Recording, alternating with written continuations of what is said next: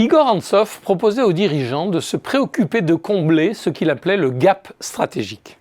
Dans sa vision planificatrice des années 60, il recommandait aux dirigeants de fixer à l'entreprise un objectif ambitieux de performance à un horizon donné, par exemple 3, 5 ou 10 ans, selon les secteurs.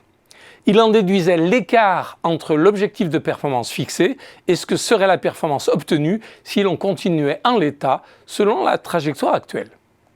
Puis, il faisait analyser quelle part de cet écart pourrait être comblée par un plan opérationnel. On reconnaît là les plans d'aujourd'hui, qu'il s'agisse de plans de productivité et de réduction des coûts, d'optimisation de la supply chain et des opérations, de maîtrise des processus, de restructuration, comme nombre de groupes en lancent périodiquement.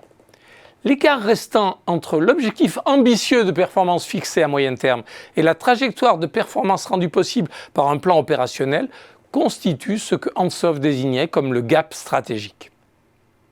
Pour combler cet écart stratégique, Antsov considérait que le dirigeant, on parlerait aujourd'hui de l'équipe dirigeante, devait opérer sur le registre de la stratégie et puiser dans la boîte à outils des solutions stratégiques.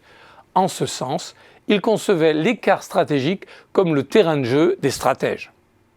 Il s'agissait alors non plus seulement de se demander comment mieux faire ce que l'on fait déjà, mais aussi de s'interroger sur les façons de le faire différemment et sur les options pour faire autre chose, en plus ou à la place des activités existantes.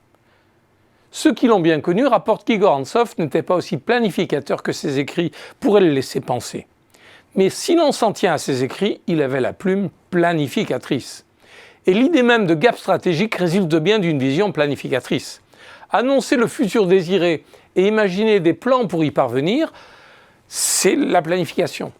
Alors que l'esprit des plans stratégiques est passé de mode, au moins dans le vocabulaire, constatons que les dirigeants lancent qui des plans de performance, qui des plans de transformation, avec à la clé, le plus souvent, un objectif explicite de rentabilité, type ROCE, ou une cible de croissance à un horizon prédéfini. Sans qu'il ait nécessairement été lu par les décideurs qui conçoivent et conduisent des plans, tout se passe comme si l'ombre des écrits de Igor Antsov planait au-dessus de la pratique stratégique présente.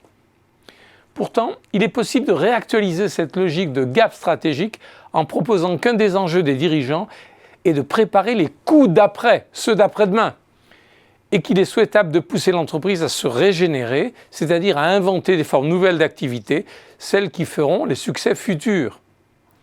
Le terrain de jeu des stratèges serait en ce sens plus dans l'innovation, dans l'invention de nouveaux business models, dans des stratégies de rupture pour déplacer les leaders installés sur les marchés traditionnels et transformer les secteurs, plutôt que dans le raffinement sans cesse repensé d'une même stratégie dans le même secteur, comme si les règles du jeu pouvaient y rester éternelles.